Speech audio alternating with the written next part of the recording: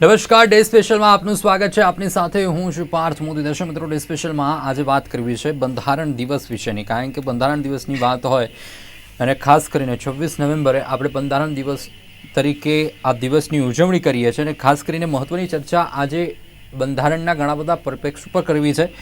ઘણી વખત પોલિટિકલી પ્રચારોની અંદર, પોલિટિકલી વેન્ડેરાની અંદર બંધારણનો બહુ જ બધો ઉપયોગ થાય કે આપણે પ્રચારની અંદર સાંભળતા હોઈએ છીએ કે બંધારણ આમ, બંધારણ તેમ. પરંતુ બંધારણમાં સૌથી મોટી જે જોગવાઈ છે, જે બંધારણની જે સૌથી મોટી બાબત છે, એ બંધારણ પ્રાધાન્ય આપે છે, લોકશાહીને સૌથી વધુ મહત્ત્વ આપે છે. અને ભારતનું બંધારણ જે વિશ્વની અંદર સૌથી મોટું લેખિત બંધારણ છે. અને ખાસ કરીને જો વાત કરીએ ડૉક્ટર બાબા સાહેબ આંબેડકર, જેમનું કહેવાય ને કે સિંહ ફાળો, સૌથી મોટું યોગદાન, બંધારણના ઘડવૈયા તરીકે આપણે ડૉક્ટર બાબા સાહેબ આંબેડકરને ઓળખીએ છીએ. અને ડૉક્ટર બાબા સાહેબ આંબેડકરે કહેવાય ને કે તમામ લોકોને એક સમાનતા મળે, તમામ લોકોને બંધારણીય હક મળે, તમામ લોકોને ન્યાય મળે, એ અમીરી ગરીબી આ તમામથી ઉપર ઉઠીને એક સમાનતાનો તમામ લોકોને હક મળે, એ બંધારણની અંદર એ જોગવાઈઓ છે. ખાસ કરીને રાજકીય પક્ષો દ્વારા જે ચૂંટણીની અંદર બંધારણનો ઉપયોગ કરવામાં આવે, એનાથી શું સામાન્ય લોકોના મગજમાં બંધારણની ગેરસમજ ઊભી થાય છે? આ એક પ્રશ્ન ઊભો થાય. બીજી વાત એ પણ કરવી છે કે કેટલું જરૂરી છે આજની પેઢીએ બંધારણના આ મૂલ્યોને સમજવાનું.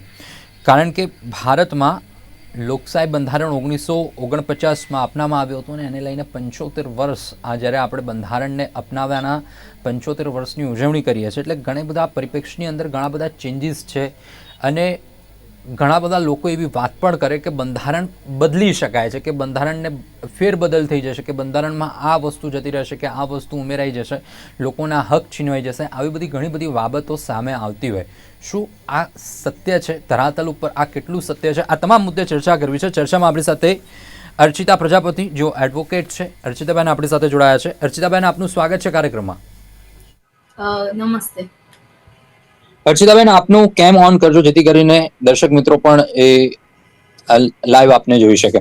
સાથે ડિરેક્ટર છે સામર્થ્ય, કપિલ શાહ સાહેબ આપણી સાથે છે, જો ડિરેક્ટર છે સામર્થ્ય આઈએએસ ના. શાહ સાહેબ, આપનું પણ સ્વાગત છે કાર્યક્રમમાં. જી નમસ્તે. નમસ્તે જી.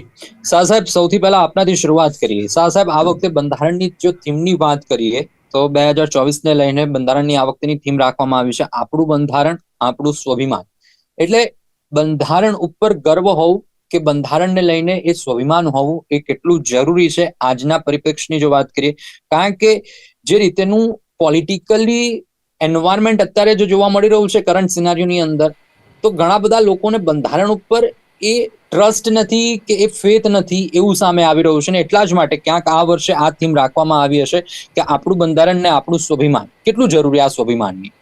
જી, સૌથી પહેલા તો હું આપની ચેનલને ખૂબ ખૂબ અભિનંદન પાઠવું છું કે આજે આપને એક મહત્વપૂર્ણ આ ડિબેટને અહીં ન્યાય આપવા માટે અહીંયા અમને સૌને ભેગા કર્યા છે. આજે 75 વર્ષ થાય છે બંધારણને. 26મી નવેમ્બર 1949ના દિવસે બંધારણનો અમલ થયો. આજે પરિસ્થિતિ એવી થઈ ગઈ છે કે આપણું બંધારણ જે છે એનું સ્વાભિમાન દરેક વ્યક્તિને છે. કારણ કે વિશ્વની અંદર આટલું મોટું કોઈ દેશનું બંધારણ ચાલ્યું હોય એવું મારા ધ્યાનમાં નથી. તમે જો ફ્રાન્સ જેવો દેશ, જે એટલો મહાન દેશ ગણાય છે, એનું બંધારણ 14 વાર બદલાઈ ગયું. એટલે એને બનાના રિપબ્લિક કહેવાય. જે દેશનું બંધારણ વારંવાર બદલાય એને બનાના રિપબ્લિક કહેવાય. આ લીગલ ટર્મ છે, બનાના રિપબ્લિક. તો ભારત હજુ ફર્સ્ટ રિપબ્લિકમાં છે. એટલે આપણું બંધારણ મહાન છે, આપણું બંધારણ સુવ્યવસ્થિત છે, અને આપણા બંધારણની અંદર એ તાકાત છે કે આ દેશને કાશ્મીરથી કન્યાકુમારી, અટકથી કટક સુધી જોડી રાખી શકે, સર્વે દેશવાસીઓને એક સૂત્રતામાં બાંધી શકે તાકાત છે. જો કોઈ પોતાના રાજકીય લાભ માટે, જો કોઈ પોતાના વ્યક્તિગત સ્વાર્થ માટે એવું કહેતો હોય બંધારણ બદલાઈ જશે, બંધારણની કોપીઓ ઉછાળવાથી, બંધારણની કોપીઓ બતાવવાથી સત્ય જે છે વેગળું નથી રહેતું. આ દેશની અંદર બંધારણ બદલવાની ક્ષમતા જે ડોક્ટર બાબા સાહેબ આંબેડકરે બનાવ્યું છે એ બંધારણ બનાવવાની ક્ષમતા કોઈને નથી. હા, આર્ટિકલ 368 હેઠળ એમાં કેટલાક સંશોધન કરવાની સમયાંતરે આપણે જે 1949માં હતા આજે નથી, આજે એઆઈ સુધી પહોંચી ગયા છીએ. તો ટેકનોલોજીના આધારે, કેટલાક સામાજિક નિયમોના આધારે આપણે કદાચ કંઈક ફેરબદલ કરવા હોય તો કરવા પડે. જેમ કે આપણે આર્ટિકલ જે છે 368 હેઠળ આપણે હમણાં જ 121 ફંડામેન્ટલ રાઇટ્સ ની અંદર પણ સુધારો કર્યો, 121 જીએસટી ની અંદર સુધારો કર્યો. તો આવા સુધારાઓ આપણે કરવા અનિવાર્ય છે. મિલકતનો અધિકાર જે આપણો મૂળભૂત અધિકાર હતો, પરંતુ એ બાધારૂપ હતો, તો એને પણ હટાવી દેવામાં આવ્યો. તો આવા સુધારાઓ જરૂરી છે અને સમયાંતર થશે. પણ જો કોઈ એવું કહેતું હોય કે બંધારણ બદલાઈ જશે, બંધારણ પરિવર્તન થઈ જશે, આ માત્ર એક પોલિટિકલ સ્ટન્ટ છે. આને હું આખા દેશના લોકોને કહેવા માંગુ છું કે એમના રાજકીય રોટલા શેકવા માટે જો કોઈ બંધારણનો સહારો લે તો એને જડબે સલાક જવાબ આપવો જોઈએ. આ પ્રકારની વાતો કરનાર લોકોને માત્ર ને માત્ર એક જ વસ્તુ સૂઝે છે કે અમે લોકોના ઇમોશન કરી દીધા. દેશમાં તમને ખબર છે, લોકો બહુ ઝડપથી, કારણ કે બંધારણ વિશે કોઈને વધારે જ્ઞાન નથી, એટલે લોકો એવું સમજે છે કે સંસદ બદલી નાખશે અને નરેન્દ્ર મોદી બદલી નાખશે. ને નરેન્દ્ર મોદી એ વડાપ્રધાન છે, એને બંધારણ બદલવાની સત્તા બંધારણ પોતે નથી આપતું. અને બંધારણ પોતાની અંદર એક ક્ષમતા છે કે પોતાનું સંરક્ષણ કરી શકે. The custodian of the constitution is supreme Court of India. So nobody can change the constitution. આપણા દેશના રાઇટ્સ, મૂળભૂત અધિકારો જે અનુચ્છેદ 12 થી વાળી 32 સુધી છે, અબાધિત છે અને ક્યારે પણ બદલાવા નથી. અને સૌથી મહત્વની વાત મારે તમને એ કરવી છે કે આ દેશમાં આપના જેવા ટીવી માધ્યમોએ, ચેનલોએ 100% બંધારણ વિશેનો એક એપિસોડ અઠવાડિયામાં એકવાર રાખવો જોઈએ, જેથી આ દેશના લોકોને ખબર પડે કે એમના શું અધિકાર છે. કારણ કે કોર્ટમાં બી જાય છે તો વકીલથી માંડી અને બધા લોકો, ઘણા લોકોને સમજાવ્યું છે, પેલી માહિતી ખોટી આપે છે. તો એવા સંજોગોની અંદર પણ નાગરિક જે છે એને જો બંધારણનું નોલેજ હશે તો એને તકલીફ નહીં પડે. તો આવા કિસ્સાઓની અંદર નાગરિકનું જે નોલેજ છે એ બંધારણ વિશે હોવું જોઈએ, એવું મારું માનવું છે. અને ખાસ કરીને આપણા દેશની અંદર જે બંધારણની સ્થિરતા છે, 75 વર્ષ એટલે કહેવાય છે કે મિટ ગઈ યુનાન મિસ્ર જહાં સે, કુછ બાત એસી હૈ કે હસ્તી મિટતી નહીં અમારી. એ વાત છે, એ આપણા બંધારણની વાત છે. ડેફિનેટલી એ જ વસ્તુ છે. અને આપે જે રીતેની વાતચીત કરી કે કોઈ પણ વ્યક્તિ એમ કે ભાઈ બંધારણ બદલી નાખશે, પરંતુ વડાપ્રધાન સુધી પણ કોઈ પણ વ્યક્તિને હક નથી કે એ સત્તા નથી કે બંધારણ બદલી નાખે. કારણ કે જે રીતે બાબા સાહેબ આંબેડકરે જે મુસદ્દો 1948 ની અંદર જે તૈયાર કર્યો, અને બંધારણની પરિપ્રેક્ષમાં જયારે વાત કરવા જઈએ કે કોઈ પણ વ્યક્તિ ગેરસમજ જયારે ઉદ્ભાવે છે કે બંધારણના આ અમુક વસ્તુઓ બદલાઈ જશે, સંશોધન કેટલી હદ સુધીનું શક્ય છે સાહેબ જયારે વાત કરીએ તો. કારણ કે 370 ની વાત છે, એ સંશોધન થઈ ગયું, અને આર્ટિકલ 335 એ ની વાત છે, એમાં સંશોધન થયું. બીજી વાત એ થઈ રહી છે કે આ વકફ બોર્ડ અત્યારે ખૂબ ચર્ચાનો એક અવાજ આવે છે સર? આપનો પ્રશ્ન હું સમજી ગયો. આપના પ્રશ્ન વિશે એટલું કહીશ કે આર્ટિકલ 368 છે જે કોન્સ્ટિટ્યુશનલ અમેન્ડમેન્ટની સત્તા આપે છે સંસદને. પરંતુ આ સત્તા જે છે એની પણ એક મર્યાદા છે. એના માટે Kesavananda Bharati versus state of Kerala કેસની અંદર જ્યારે આપણા ભૂતપૂર્વ વડાપ્રધાન ઇન્દિરા ગાંધીજીએ આર્ટિકલ 368 ને અમેન્ડ કરી દીધો હતો, અને એમણે કીધું હતું કે article 368 when any amendment is done by the parliament it is out of the purview of judicial review. Judicial review એટલે શું? તો જ્યારે કોઈ કાયદો સંસદ બનાવે ત્યારે એની ન્યાયિક પુનઃવિચારણા, એટલે સુપ્રીમ કોર્ટ દ્વારા એ કાયદો બંધારણની અરેણ પણ સાચો છે કે નહીં એ ચેક કરી શકાય. તો એ અધિકાર આર્ટિકલ 368 હેઠળ અમેન્ડમેન્ટ કરીને સંસદે છીનવી લીધો હતો. તો સુપ્રીમ કોર્ટે Kesavananda Bharati versus state of Kerala case 1973 માં કીધું કે ભારત દેશના બંધારણમાં ગમે તે સુધારા સંસદ કરી શકે, પરંતુ બેસિક સ્ટ્રક્ચર છે, મૂળભૂત ઢાંચો છે જે એને ક્યારે બદલી નહીં શકાય. અને જ્યુડિશિયલ રિવ્યુ એ મૂળભૂત ઢાંચો છે. એટલે બંધારણની અંદર મૂળભૂત ઢાંચો એટલે આપણું સેક્યુલરિઝમ છે, આપણા દેશની અંદર સોશિયલિઝમ છે, બંધારણીય સુધારો કરવાની સત્તા છે, સુપ્રીમ કોર્ટની અંદર જ્યુડિશિયલ રિવ્યુ કરવાની સત્તા છે. These are enumerated as a basic structure of the Indian constitution and nobody including nobody, આ તો 300 કે 400 ની વાત છે, 550 ની મેજોરિટી આવી જાય તો પણ મૂળભૂત ઢાંચાને બદલી અને બંધારણમાં સુધારા કરી શકાય નહીં. આ બંધારણનું આર્ટિકલ 368 નું ઇન્ટરપ્રિટેશન છે by honourable supreme Court of India. એટલે સુધારા કરવાની મર્યાદા છે. સુધારા કરવાની મર્યાદાની સાથે સાથે સર અત્યારે એક મુદ્દો એક વધારે પડતો કરંટ અફેર્સની જો વાત કરવામાં આવે તો વધારે પડતો અત્યારે ચર્ચાનો વિષય બન્યો છે વકફ બોર્ડ. કે પ્રાઇમ મિનિસ્ટર મોદી પણ કહે છે કે ક્યાંય બાબા સાહેબ આંબેડકરે ક્યાંય વકફ બોર્ડનો ક્યાંય ઉલ્લેખ નથી, સંવિધાનની અંદર ક્યાંય ઉલ્લેખ નથી, બંધારણમાં ક્યાંય ઉલ્લેખ નથી, તેમ છતાં પણ ભારત દેશની અંદર આ પ્રકારના એક બોર્ડ બની ચૂકેલા છે. તો સર આ કેટલું યોગ્ય છે આ પ્રકારના બોર્ડ, અને આ પ્રકારના જે બોર્ડ બની ચૂક્યા છે આ બંધારણની અંદર સંશોધન કરીને શું એને નસ્તે નાબૂદ કરવા માટેની કોઈ જોગવાઈઓ ખરી કે પછી થઈ શકે કે ન થઈ શકે? જી, વક્ફ બોર્ડ એ કોઈ બંધારણ હેઠળ બનેલી સંસ્થા નથી, કેબિનેટ જી રેઝોલ્યુશન થી બનેલી સંસ્થા છે. જો આપણા દેશમાં 4 રીતે કાયદા બને છે: એક બંધારણ, એક આપણા સંસદ દ્વારા, એક કેબિનેટ રેઝોલ્યુશન અને એક માત્ર ઓફિશિયલ ઓર્ડર. તો કેબિનેટ રેઝોલ્યુશન એટલે જે તે સમયની સરકાર હોય, જે સરકાર હોય એને કેબિનેટ રેઝોલ્યુશન થી, વક્ફ બોર્ડ એ બંધારણની અંદર એની જોગવાઈ નથી, બરાબર છે. કેબિનેટ રેઝોલ્યુશન દ્વારા બનેલી છે અને કેબિનેટ રેઝોલ્યુશન દ્વારા એને રદ પણ કરી શકાય. દાખલા તરીકે આપણા દેશમાં આયોજન પંચ હતું, પ્લાનિંગ કમિશન. તો પ્લાનિંગ કમિશન એક કેબિનેટ રેઝોલ્યુશન દ્વારા જવાહરલાલ નહેરુ કેબિનેટે બનાવેલું હતું. અને જ્યારે સરકાર 2014માં આવી તો એ પ્લાનિંગ કમિશનને કેબિનેટ રેઝોલ્યુશન દ્વારા રદ કરી દેવામાં આવ્યું. તો આ કઈ બહુ મોટો પડકાર નથી. છતાં પણ દેશની સરકાર દેશની અંદર જે પ્રકારની વ્યવસ્થા હશે, જે પરિસ્થિતિ હશે, એને અનુષાંગિક રીતે એના નિર્ણયો લેતી હોય છે.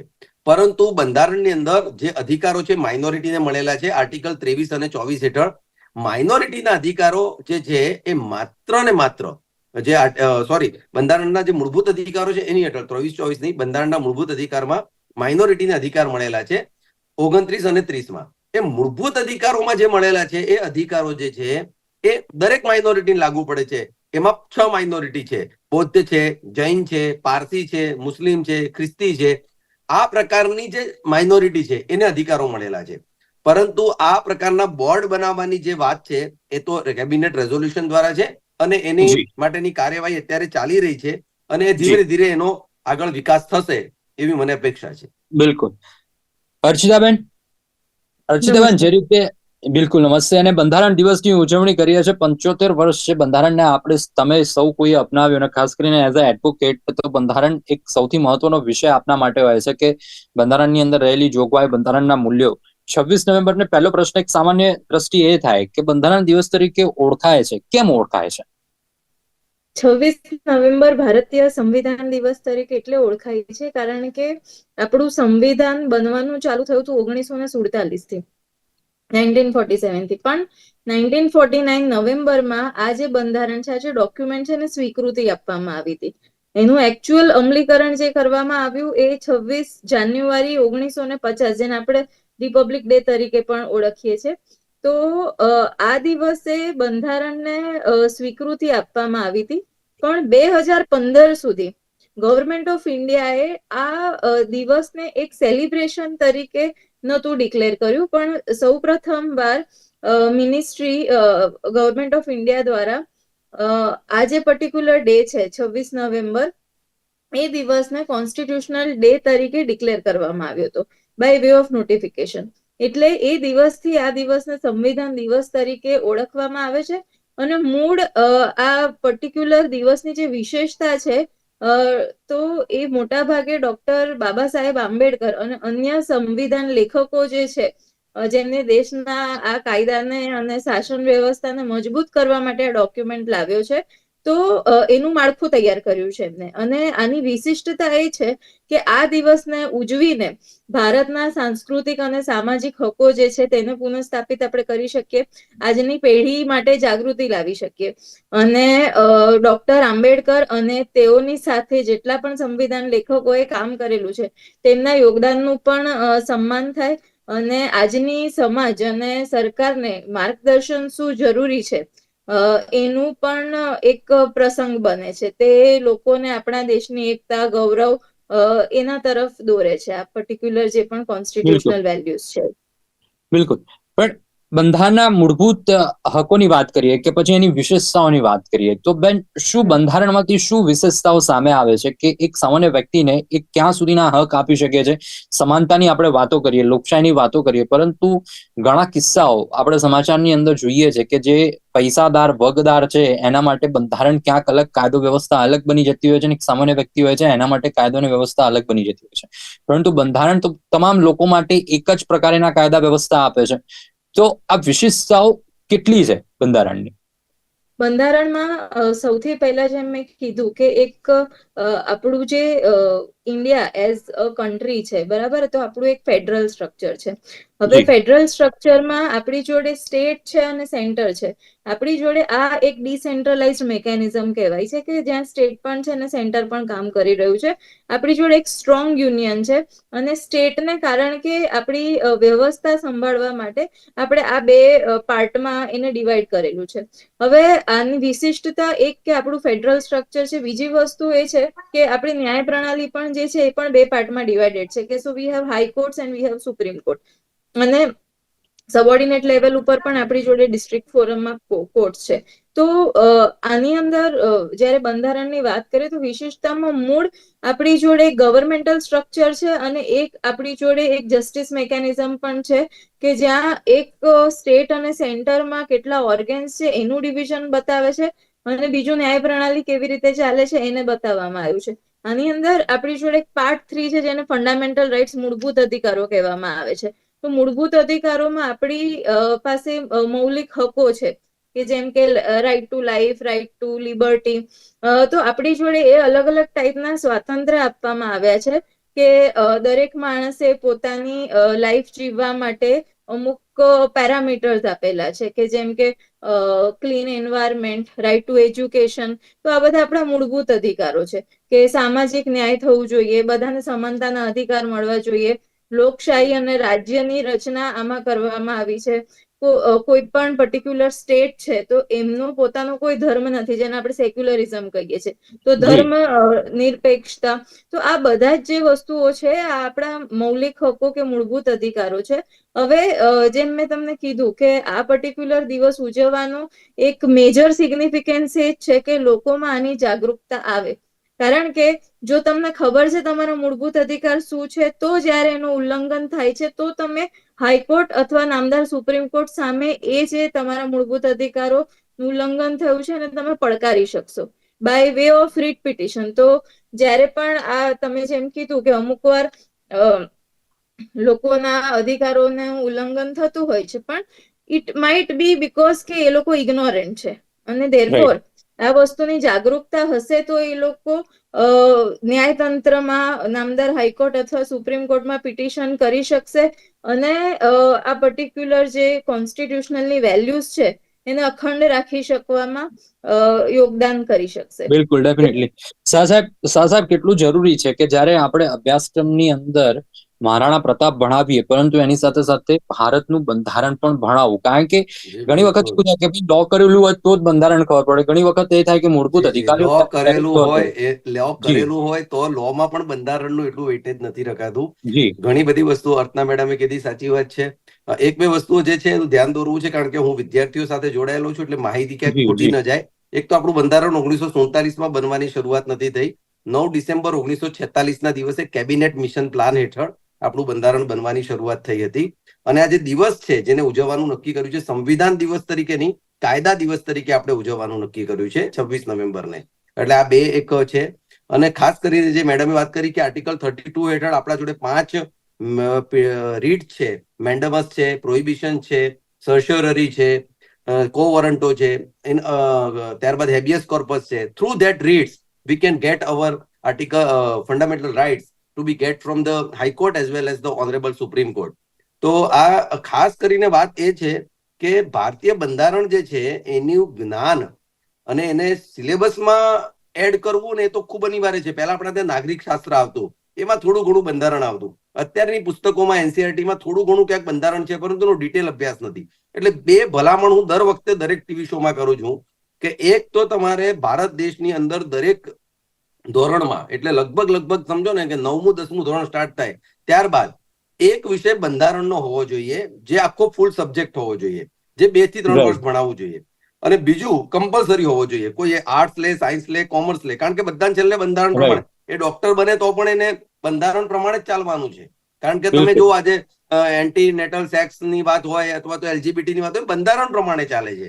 બરાબર છે. તો એ બધા કાયદાઓ જે છે એ અલ્ટિમેટલી બંધારણ પ્રમાણે because it is supreme law of land.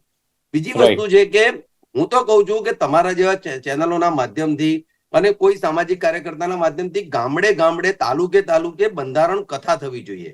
જેમ રામકથા થાય છે, જેમ ગાંધી કથા થાય છે, એમ ગામડે હવે બંધારણ કથાની જરૂર છે. તો પછી આવી રીતે કોઈ પણ રાજકારણી તમને આવીને ઉલ્લુ નહીં બનાવી શકે કે બંધારણ બદલાઈ જશે, રાતોરાત બધું ચેન્જ થઈ જશે, તમારા અધિકારો જતા રહેશે. આજ સુધી હું લગભગ આટલી ઉંમર વટાવી મેં જોયું કોઈનો કોઈ અધિકાર ગયો નથી. હા, જો અધિકાર એવી વસ્તુ છે કે જે માંગવો પણ પડશે, માંગ્યા વગર માં પણ નહીં પીરશે. એટલે તમારા અધિકાર માટે તમારે હાઈકોર્ટ સુપ્રીમ કોર્ટનો દરવાજો ખખડાવવો પડશે. જો તમને ક્યાંક અન્યાય થયો છે તો તમારે એની સામે લડત આપવી પડશે. ઘરે બેઠા બેઠા ન્યાય મળી જાય એવી અપેક્ષા હોય તો એ અપેક્ષા નઠારી નીવડશે. બીજી વસ્તુ કે તમારે બંધારણની અંદર જે ફંડામેન્ટલ રાઇટ્સ છે, જે પણ મૂળભૂત અધિકારો નાગરિકોને મળેલા છે, એ અધિકારોનું હનન થતું હોય તો એના માટે જે મેડમે કીધું આર્ટિકલ 32 હેઠળ તમારા જોડે 5 રીટ છે. Through that writ you can file a writ petition in the honourable supreme court as well as in the honourable high court. High court માટે આર્ટિકલ 226 છે, સુપ્રીમ કોર્ટ માટે આર્ટિકલ 32 છે. તો મૂળભૂત અધિકારો તમને મળવા પાત્ર છે, પરંતુ નાગરિકોએ એના માટે સજાગ રહેવું પડશે અને સુશિક્ષિત કરવા એ આ દેશની જવાબદારી છે, અને તમારા અને મારા જેવા નાગરિકોની પણ આ જવાબદારી છે. ડેફિનેટલી પ્રયત્ન તો મીડિયા હાઉસો કે પછી એઝ અ પત્રકાર તરીકે તો પ્રયત્ન હંમેશા એવો જ રહે કે આવા બધા જે ખાસ દિવસો છે, ખાસ દિવસમાં લોકો સુધી એ વાત પહોંચે, લોકો સુધી બંધારણ દિવસની જયારે આજે વાત કરીએ છીએ તો એ મૂલ્યો પહોંચે અને લોકોમાં પણ એક જાગૃતતા આવે કે ચલો આપણે પણ અભ્યાસક્રમમાં હવે નથી ભણાયા તો આપણે જાતે કેવી રીતે અભ્યાસ કરી શકીએ, તો એ વિષયનો પણ ક્યાંક એક પ્રયત્ન છે. પરંતુ સાહેબ, જે રીતે થોડા સમય પહેલા એક કોન્ટ્રોવર્સી બહુ સામે આવી હતી, ગણેશ ચતુર્થીના સમયે CJI ના ત્યાં પ્રાઇમ મિનિસ્ટર મોદીનું પહોંચવું ને એકાએક રાજકીય ઘમાસાણ થયું. તો શું બંધારણની અંદર આ વસ્તુ, ઘણા બધા એને બંધારણના ઓપોઝની વાત કરવા માંડ્યા કે કોન્સ્ટિટ્યુશનમાં નથી આ વસ્તુ કે પ્રાઇમ મિનિસ્ટર CJI ના ત્યાં જાય. આનાથી કહેવાય કે ન્યાય ઉપર ઘણો બધો ખતરો આવશે, કે ન્યાયને મેન્યુપ્યુલેટ થવાના ચાન્સીસ છે, કે જે કાયદાઓ છે, કાયદાઓની અંદર જે ચાલી રહ્યા છે કેસીસ, એ બધા મેન્યુપ્યુલેટ થવાના ચાન્સીસ છે. શું આ વાત કેટલી સત્ય કે કેટલી ખોટી? બંધારણની અંદર there is a clear distinction of article 25 to 28, અનુચ્છેદ 25 થી 28 સુધી ધાર્મિક સ્વતંત્રતાનો અધિકાર છે. ધાર્મિક સ્વતંત્રતા એટલે શું? દરેક વ્યક્તિ એક પદને આધીન જે કંઈ છે, એ ડોક્ટર છે, એ એન્જિનિયર છે, એ વડાપ્રધાન છે, રાષ્ટ્રપતિ છે, કે એ CJI છે, એ એની પદને આધીન એ જે વસ્તુ છે એ અલગ વસ્તુ છે. પરંતુ જ્યારે એની ધાર્મિક સ્વતંત્રતા છે તો એને ગણેશજીની પૂજા કરવી, એને ક્યાં જઈને કરવી, એ વિશે કોઈ ડાયરેક્શન બંધારણમાં આપેલું નથી. યસ, કેટલાક જે બંધારણના નોલેજેબલ કહેનારા લોકો હોય છે એવું કહે છે કે આર્ટિકલ 52માં સેપરેશન ઓફ જ્યુડિશિયરી અને એક્ઝિક્યુટિવ છે. That is from the point of view of official thing.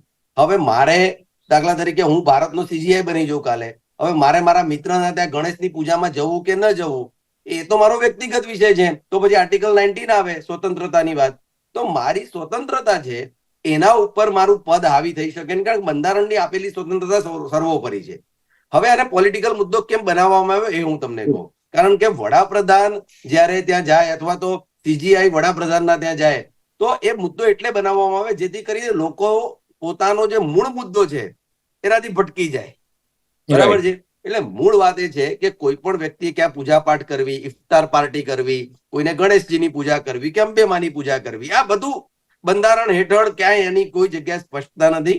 અને જો આવું હોત તો CJI સાહેબ એ વખતે CJI હતા, મને એક ડિબેટમાં કીધું CJI સામે કોણ કેસ કરે, તો હવે કરે ને લોકો PIL કોઈ હોય તો કે ભાઈ આ ખોટું હતું, તો સુપ્રીમ કોર્ટ એનો ચુકાદો આપશે. એટલે એવું કઈ મારી દ્રષ્ટિએ તો બંધારણમાં તો ક્યાંય લખેલું નથી. વ્યક્તિ પૂજા પદ્ધતિ માટે, પોતાના વર્શિપ માટે ફ્રી છે. આવા વિવાદો જે છે એ વિવાદોની જગ્યાએ આપણે યોગ્ય જગ્યાએ યોગ્ય ન્યાય મળે, આ દેશના ગરીબોને ન્યાય મળે, આ દેશમાં શિક્ષણનું સ્તર વધે, આવી કંઈક મિનિંગફુલ ડિબેટ થવી જોઈએ. અને બંધારણમાં એની જોગવાઈ છે. આર્ટિકલ જે DPSP છે એમાં લખ્યું છે કે આ દેશના દરેક વ્યક્તિએ વૈજ્ઞાનિક અભિગમ અપનાવવો. Everybody should have scientific temper. તો સાયન્ટિફિક ટેમ્પર છે શું? આ બંધારણની અંદર સ્પષ્ટ લખ્યું છે. એટલે જે કંઈ આવા CJI સાહેબ ગયા હતા એ અંગે મારા મનમાં બંધારણ પોઈન્ટ ઓફ વ્યૂ થી કોઈ એમાં બાધા છે નહીં. અને જો હોય તો CJI સાહેબ પોતે તો ભારતના ચીફ જસ્ટિસ હતા, તો એમને તો બંધારણનું જ્ઞાન હશે જ. એ તો આવું ખોટું કામ કરી જ ના શકે. ડેફિનેટલી. એટલે એમને તો આ નોલેજ થી જ ગયા હોય. અર્ચિતાબેન, એક લાસ્ટ ક્વેશ્ચન છે. જ્યારે વાત કરીએ કે બંધારણની વાત કરીએ તો ભારતીય બંધારણ પ્રમાણે કોઈ તાજેતરમાં આવેલા એવા કોઈ ચુકાદા કે જે મહત્વપૂર્ણ બન્યા હોય અને એક નોટિસેબલ બન્યા હોય એઝ પર સુપ્રીમ કોર્ટની એની અંદર ભૂમિકાને જો તાકીએ તો ઓનરેબલ સુપ્રીમ કોર્ટ રિસેન્ટ વર્ષોમાં જેમ મેં કીધું કે હાઈકોર્ટ અને સુપ્રીમ કોર્ટમાં રીટ પિટિશન કરવામાં આવે છે અને ઘણી વખતે પબ્લિક ઇન્ટરેસ્ટ લિટિગેશન કરવામાં આવે છે. એ પર્ટિક્યુલર મૂળભૂત અધિકાર ખાલી એક જ માણસ કે એક જ વર્ગને નહીં પણ પબ્લિક એટ લાર્જને અફેક્ટ થતો હોય તો એવા ઘણા બધા ચુકાદા છે. જેમ કે નામદાર સુપ્રીમ કોર્ટ દ્વારા રાઇટ ટુ પ્રાઇવેસીનું જજમેન્ટ આપવામાં આવ્યું, જે પણ મૌલિક હકોમાં ઉમેરવામાં આવ્યું છે. બીજું આપણે સબરીમાલા જજમેન્ટનું પણ ઉદાહરણ લઈ શકીએ કે જ્યાં મહિલાઓને ટેમ્પલમાં જવાથી રોકવામાં આવતા હતા. તો ધ કોર્ટ હેઝ સેડ કે તમે કોઈ પણ વુમેનને બેઝડ ઓન હર એજ કે એના મેન્સ્ટ્રુએશન સાયકલના લીધે કે બીજા કોઈ પણ પેરામીટરના લીધે તમે એમ ના કહી શકો કે ધ લેડી ઇઝ ઇમ્પ્યોર કે she can not be allowed entry into a temple. બરાબર, તો એ રીતે એમની પાસે સ્વતંત્રતા છે. જેમ સાહેબે કીધું કે દરેક માણસ પાસે રિલિજનનો રાઈટ છે, તો એક પર્ટિક્યુલર લેડીએ કોને વર્શિપ કરવા, કયા ટેમ્પલમાં જવું, તો આ બધી વસ્તુ આપણા મૂળભૂત અધિકારોમાં છે ને આ તરીકે નામદાર કોર્ટે એનું ઇન્ટરપ્રિટેશન કરવામાં આવ્યું છે. બીજા એક્ઝામ્પલ લઈએ તો જેમ કે ટ્રિપલ તલાક, તો મૂળભૂત અધિકારોમાં એમ પણ કહેવામાં આવ્યું છે કે કોઈનું એક્સપ્લોઇટેશન ના થવું જોઈએ. તો ટ્રિપલ તલાક એક એવું કસ્ટમ હતું કે જ્યાં તમે 3 વાર તલાક એક સાથે કોન્ઝિક્યુટિવ મેનરમાં બોલી દો તો then in that case that woman is divorced. તો આવી રીતે તમે પર્ટિક્યુલર કોઈ પણ લેડીને જે તમારા વાઇફ છે, તમે ગમે ત્યારે આવી રીતે 3 વાર તલાક બોલીને એને ડિસ્કાર્ડ ના કરી શકો. તો આવી રીતે કોર્ટે એ પર્ટિક્યુલર જે કસ્ટમ હતી ઘણા એવા ચુકાદા છે કે જે બંધારણની જોગવાઈઓ પ્રમાણે નામદાર સુપ્રીમ કોર્ટે આપેલા છે. અને ખેર, સરસ મજાની આજની ચર્ચા રહી. આજની ચર્ચાનો ઉદ્દેશ્ય જે હતો ને એ ઉદ્દેશ્ય જે રીતે બંધારણની થીમ પ્રમાણે છે કે આપણું બંધારણ આપણું સ્વાભિમાન, તો એ જે ઉદ્દેશ્ય સાથે આ વખતેની થીમ રાખેલી છે 2024ની, તો ગુજરાત ન્યૂઝનો પણ એ જ અભિગમ ને એ જ આશય હતો કે બંધારણ વિશે લોકોને ક્યાંક ને ક્યાંક થોડી ઘણી માહિતી મળે. અડધા કલાકની અંદર કે 25 મિનિટના કાર્યક્રમમાં જેટલું બને એટલું આપણે કેટલું લોકોને પીરસી શકીએ એ પ્રમાણેનો એક અભિગમ હતો ને એ અભિગમની અંદર શાહ સાહેબ આપ જોડાયા, અર્ચિતાબેન આપ જોડાયા અને સરસ મજાની માહિતી અને માર્ગદર્શન દર્શક મિત્રોને આપ્યું. બદલ આપ બંનેનો આભાર. Thank you very much. Message આપવા માંગીશ, બંધારણ કથા કરવાની આવશ્યકતા છે અને આ દેશની અંદર કોઈ પણ ભૂલાવા મારે કે બંધારણ બદલી નાખશે. 400 ની મેજોરિટી આવે તો કોઈ બંધારણ બદલી શકશે નહીં. બિલકુલ. દર્શક મિત્રો, આ જ વસ્તુ છે કે 400 ની પણ મેજોરિટી બંધારણ ક્યારે બદલાશે નહીં. અને જે મહાનુભાવ આપણી સાથે જોડાયા, બંને મહાનુભાવનો આભાર. Thank you very much. દર્શક મિત્રો, ડે સ્પેશિયલની આજની આ મહત્વની રજૂઆતમાં અત્યારે બસ આટલું. ફરીથી મળીશું. નમસ્કાર.